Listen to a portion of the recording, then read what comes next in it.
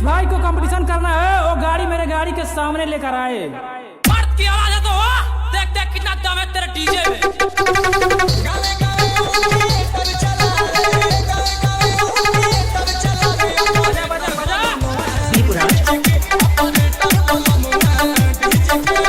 Muzaffarpur